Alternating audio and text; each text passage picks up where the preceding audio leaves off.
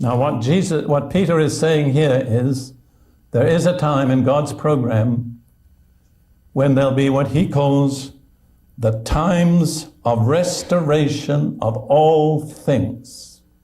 Restoration, I define this way, as putting things back in their right place and in their right condition.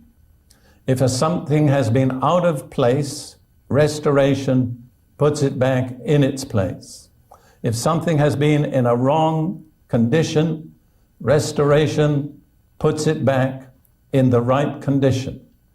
And I believe that top of God's list for restoration, the things which he has most intimately concerned in are his people. And I've said God has two peoples, Israel and the church. And restoration applies primarily, but not exclusively, to Israel and to the church. And restoration is the time when God puts those two peoples back in their right place.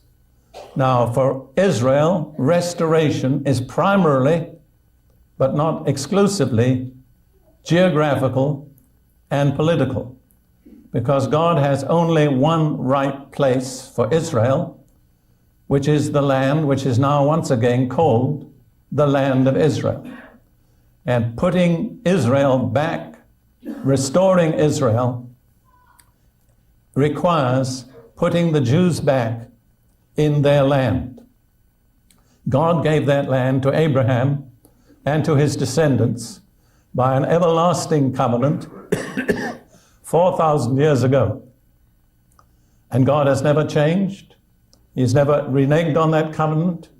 And one of the most significant facts about contemporary history is that God is fulfilling his covenant commitment to Abraham. Men may have forgotten the covenant, men may have ignored it, men may have set it aside, but God is faithful to his covenant. So restoration for Israel, primarily or initially, is putting them back where they belong. And this, as I say, has essentially been taking place throughout the present 20th century. If you want a significant date, you could choose 1897 as the first Zionist World Conference, which embraced the concept given by Theodor Herzl that the Jews had to be returned to their land. Various governments bargained with them for alternative locations, including Uganda, but eventually the Jews turned that down.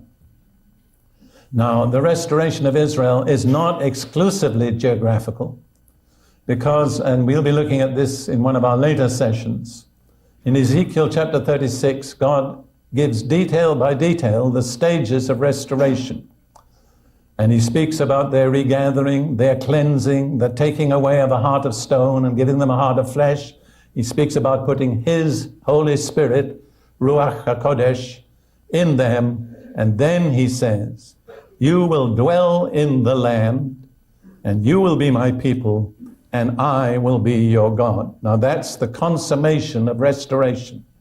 It's not just geographical, it's not just political, but ultimately it's a restoration of a relationship with God himself. And everything else that takes place prior to that is merely a step in that ultimate direction. But the final purpose of God is to make Israel, once again, his own people, united to him in an eternal covenant. That's God's dealing with Israel in restoration. For about 18 centuries or more, the Jewish people have, by and large, for the most part, with minimal exceptions, been outside the land of their inheritance. But it was still their land.